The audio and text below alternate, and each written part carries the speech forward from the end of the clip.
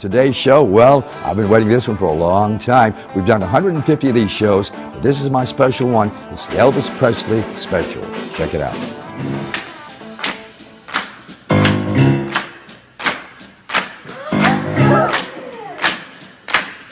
I got a woman here, she can be. I got a woman here, she can be. Sometimes I think she's almost me and me. A black cat up, died of fright, 'cause she crossed his path last night. I got a woman here, she can be. Sometimes I think she's almost me and me. Kiss so hard, she blew my lips. Hurt so good, my heart just slips. I got a woman here, she can be. Sometimes I think she's almost me and me.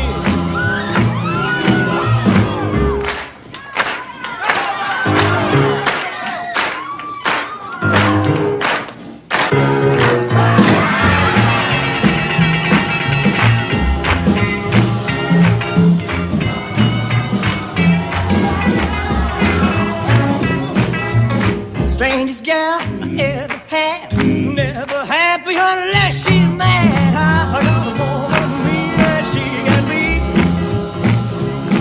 Sometimes I think she's almost me and me. Yeah.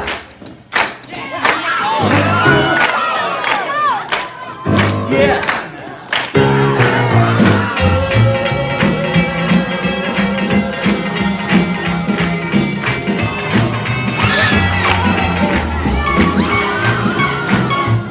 She makes love without a smile. Ooh, her dog get drive me wild.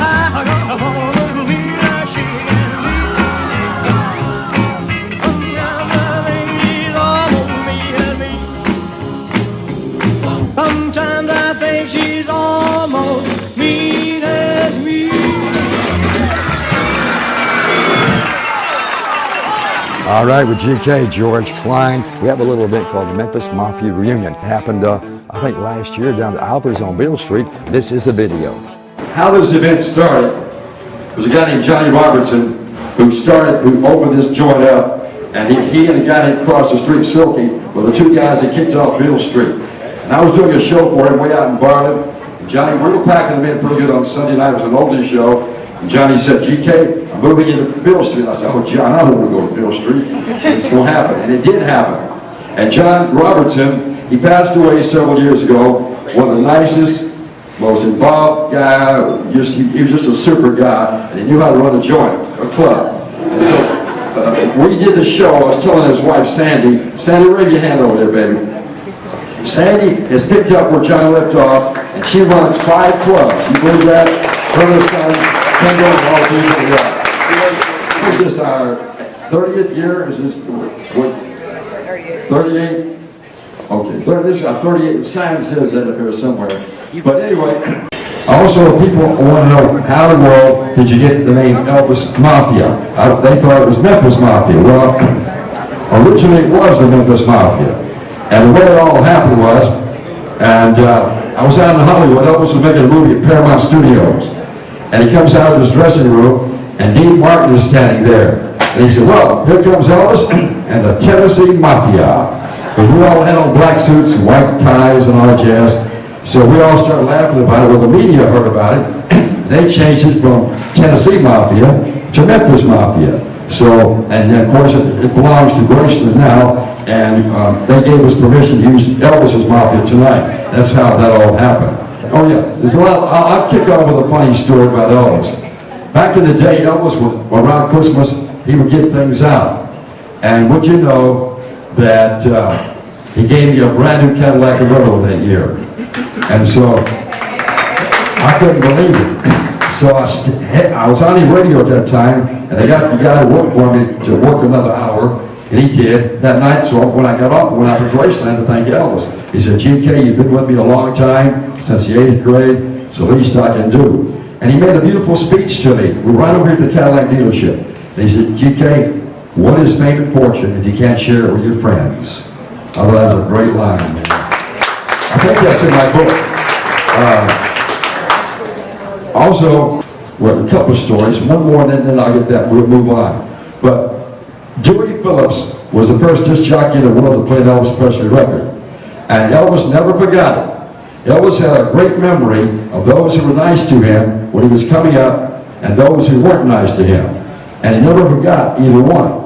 And so Dewey were out in Atlantic Graceland, and that day Dewey Phillips had passed away, and his wife Dot, we called her Dot Dorothy, she had 3 children. She sent me a letter and she said, GK, it's Christmas time and I don't have any money for the kids.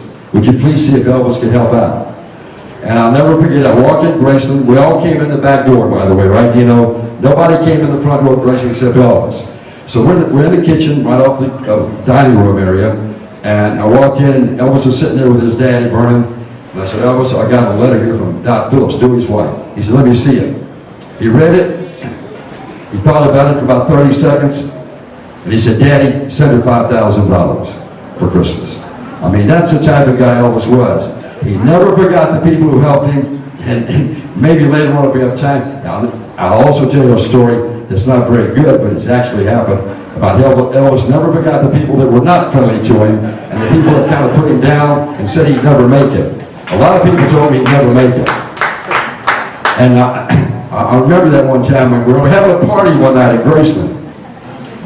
And we had some parties at Graceland, boy did we ever. And a lot of girls, a lot of guys from the Memphis Mafia, Elvis Mafia group. And so Uncle Vester, he worked the night shift. That was Elvis's uncle.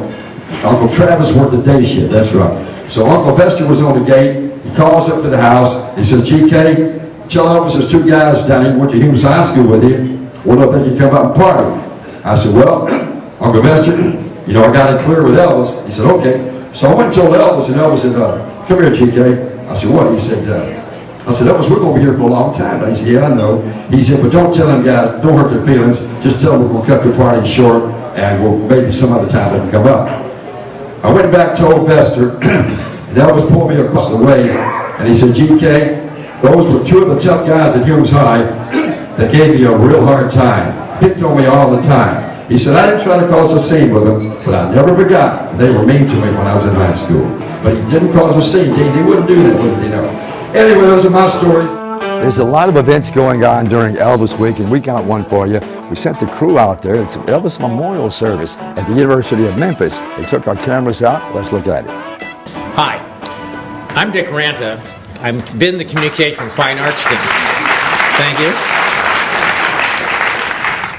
We've been doing this now since 1979, which, if I have my math right, is like 37 years.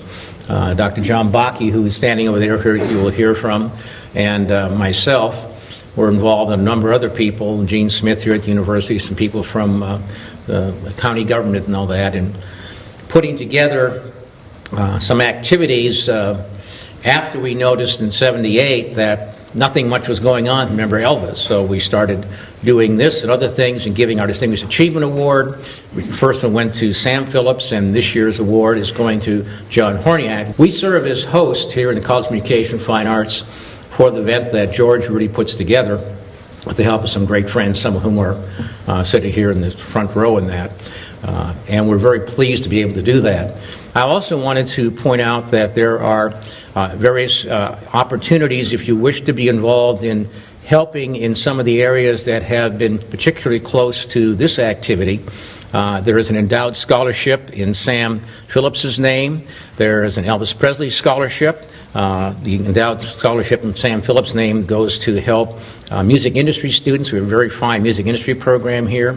The Presley scholarship goes to somebody in the communication department, in the music department, and in the theater department, hitting all areas of film and television, and for the communication, obviously acting, as well as music for the singing that Elvis did. And we're very pleased that we've had the great help of fans in the past, and with Graceland itself and Jack Soden as being great supporters of that.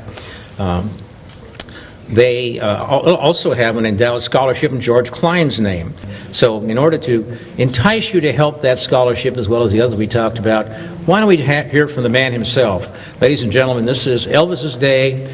but it's also George Klein's day. Mr. George Klein.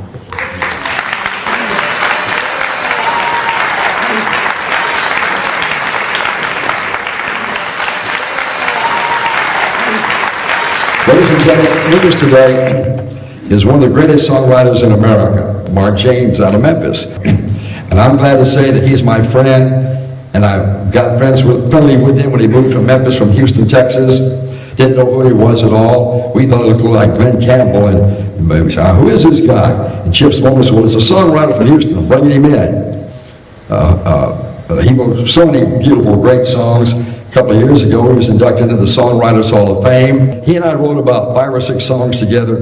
None of them were hits because he left me running in the tracks. He's such a great songwriter. And I told him, I said, Mark, I can't keep up with you. But recently, I asked him, I said, Mark, I need to ask you a personal question. He said, what? I said, the word is that Suspicious Minds is now Elvis's biggest selling record, having sold 40 million. He said, you won't put it on the radio, will you?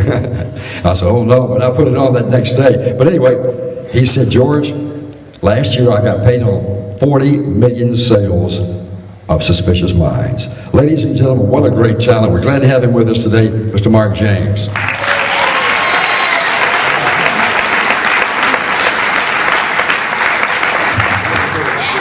Okay, thank you so much. Thank you. It's great to be here. I've been coming here, I think, George has been here 39 years. I think I missed 1 year. I've been here about 38 years, so it's been a while. Anyway, I came to Memphis in 1968, and I recorded Suspicious Minds myself for Scepter Records. It wasn't meant for me, anyway. It was a great record, Mark. Thanks. You need to come closer to the mic. Anyway, fortunately, I had that record when Elvis came in the studio. He booked the studio for 2 weeks, and I had been trying to really write him a song. I really felt that, to me, Elvis hadn't had the top 40 reign in a lot of years. He'd been doing movie soundtracks and movies. And Tom Jones and people like that had taken over. And so I had to analyze that. And I said, well, can he take it over? And I said, yeah, I believe he can. And so what does he need? I kept writing for a band. And finally, from 2 weeks to about 7 days, to 6 days, to 5 days, every time I go into the studio, one of the partners, a co-publisher, would say, Elvis is coming. I said, yeah, no. I said, you got anything in? I said, no, not yet. And I knew something was in the air. I felt it, I knew a great song was in the air. But anyway, it got to be like 2 days before he came in, and Don Cruz said, what about the old catalog? And I didn't think about the old catalog. I had Suspicious Minds in 68, so I was going down the list, and not many songs there in the catalog in 68, but I landed on Suspicious Minds and said, wow, I forgot about that. And then all of a sudden, I turned to Don Cruz and said, what about Suspicious Minds? About the same time, I turned around, man, I saw a golden #1, boy, it just hit me like a sledgehammer. That was the song I'd been looking for. So, from that point on, I said, golly, I really feel like shaking him. So this is a great one for you. But all I did was, lucky enough, I knew George. George had introduced me to Elvis twice. And I told a lot of my friends and George's friends, get him listening, this is a great one. And so he did, and Chips played it for him when he came in, American Studio, and he loved it and wanted to hear it again. He made a cassette copy, he took it home, Priscilla loved it, and it all came off. But to make that kind of a record, that great of a record, you had a great producer, Felton and Chips Moman, Chips Moman Studio. He engineered the record, produced it with Felton. It was a great sounding studio. Great musicians that played on mine. They could make the record greater. And you had the promotion, RCA behind that, big time, and also #1, Elvis's performance. It never bothers me when somebody passes on one of my songs because they have to want to sing it. You're wasting your time if they don't want to sing it. And of course, Elvis loved the song and he got into it. Anyway, my career with Elvis, it kept going, and I gave him 5 songs and had 5 singles by him. And you can't get any more belief than that, somebody believing in you. So later on, George wrote the King of Rock and Roll, and I never wrote a song for Elvis. I mean, it was just a combination that worked. So anyway, I wanted to sit down and write a song for him, and I wrote a song called Blue Suede Heaven for George's movie. And anyway, what happened with that is Kurt Russell was so good in the Dick Clark production, it got kind of shelved, and eventually through the years the director passed away, and so, but it's a great book, and I hope it comes out one day. Anyway, I'd like to sing that for you if it's okay. Thank you. Thank you.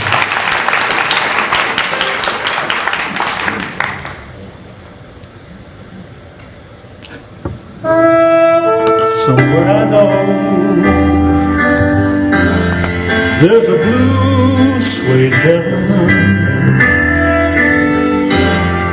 a blue suede heaven. Can you hear him sing beyond these tears in a world just over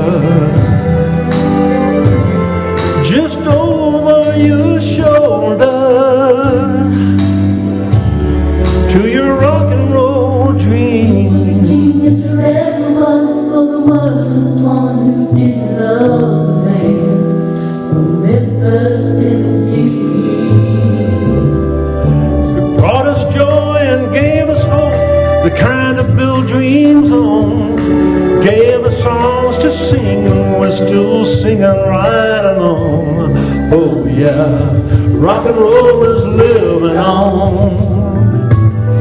And you won't see the likes of him no more. He's walking through another door. That's why I know there's a blue suede heaven, a blue suede heaven.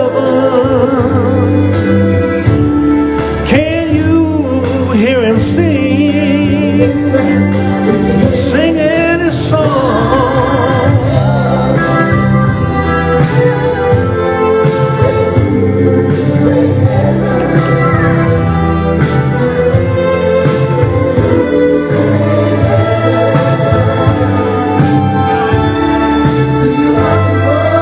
Here was a king if there ever was, for there wasn't one who didn't love the man from Memphis, Tennessee, who brought us joy and gave us hope, the kind to build dreams on. Gave us songs to sing, and we're still singing right along. Oh yeah, rock and roll is living on. Now he's found other goals to climb, so until another place and time, I will remember. I'll remember even when I'm older. Just have to look over my shoulder to my rock and roll, my rock and roll dreams, my rock and roll dreams. Somewhere I know there's a blue suede heaven.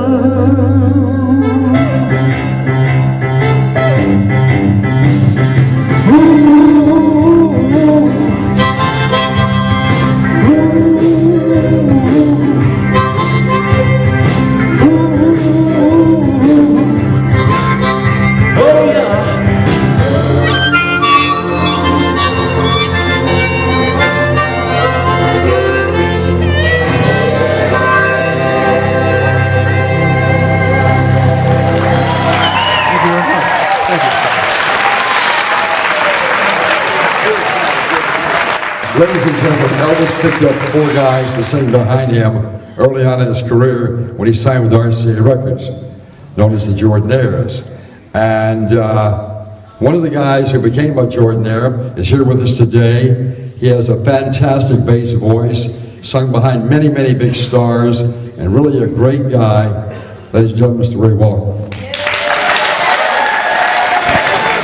Well, I became knowledgeable of Elvis Presley in 1954 when I was still in college, and I'd been there since June of '52, going every quarter. And then I took a year's break and moved to Centerville, Tennessee, where I did a singing school for 3 solid months in '55. We were waiting for our first baby, who was to be born in September. My sweet little wife of 62 years is here.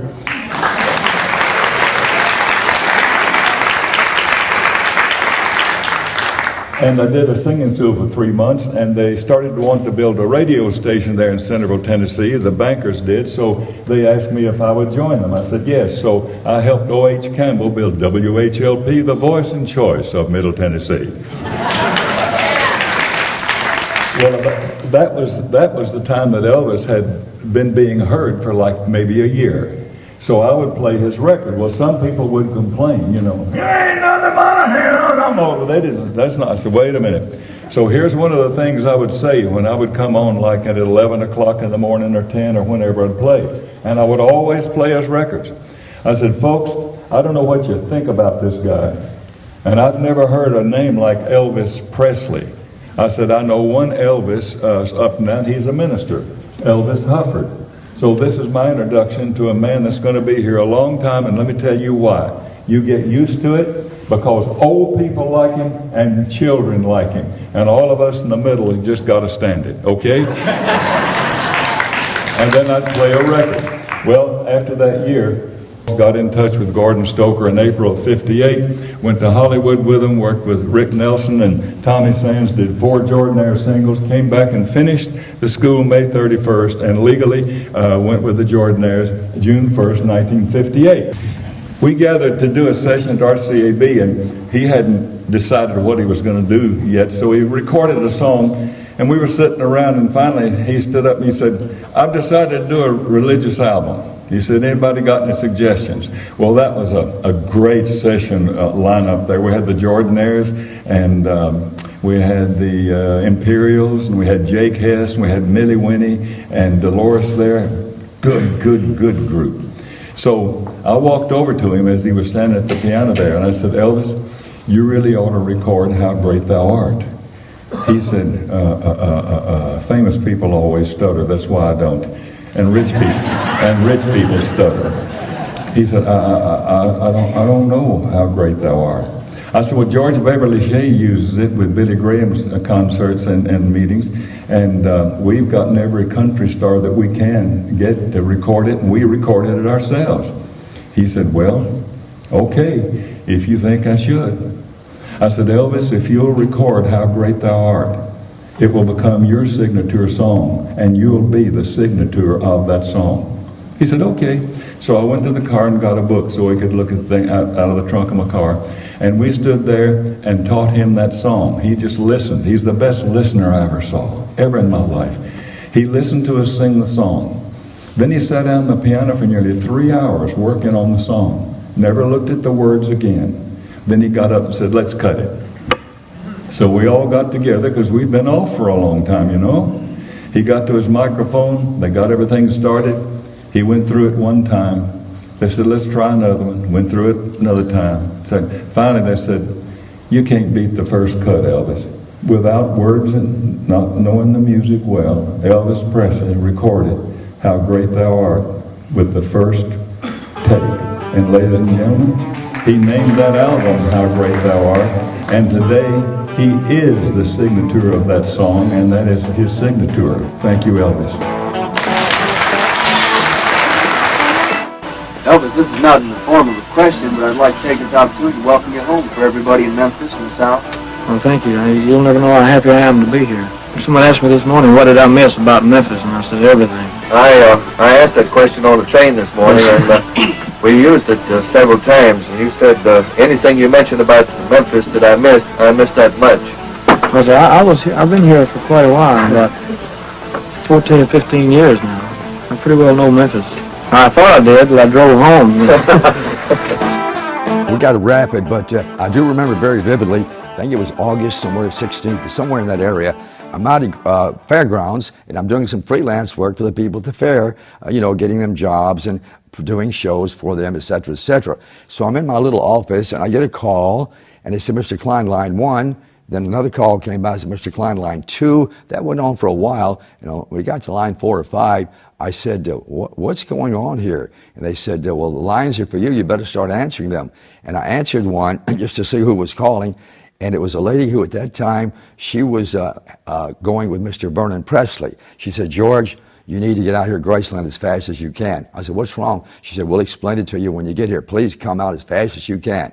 So I jumped in my Cadillac, and I drove out to Graceland as quick as I could go. And when I got to the gates of Graceland, there was a lot of people around Graceland. The gates were closed, but people, they were waving at me, and they waved me through, and I drove right on through, parked in the back of the house. That's where we always parked at Graceland. I walked in, and Mr. Presley grabbed me. That's Vernon, his dad. Said, George, we've lost him. I lost my son. You've lost your best friend.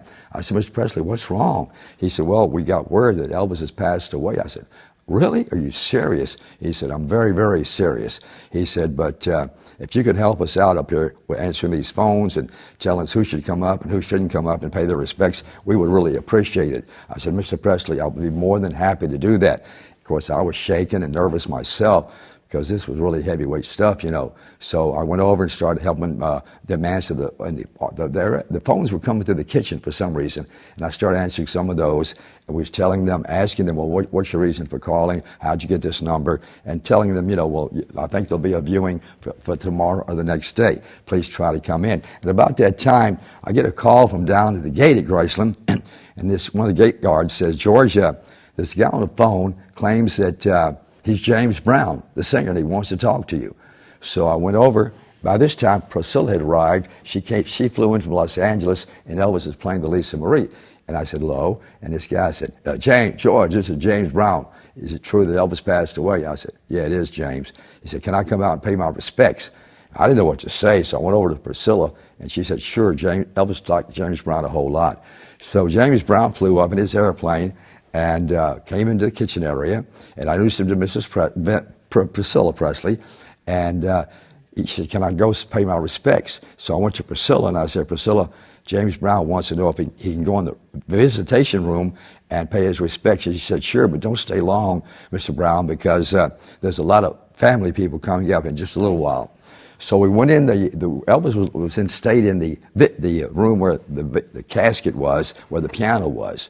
So we went in there, and I stood next to James Brown as he started paying his respects, and he started talking to Elvis. But this was a very historic day in my life. Right now, we've got Elvis himself, and we're going to throw it to him and let Elvis close us out today. Looking for trouble? You came to the right place. If you're looking for trouble, just look right in my face. I was born standing up and talking back. My daddy was a green-eyed man.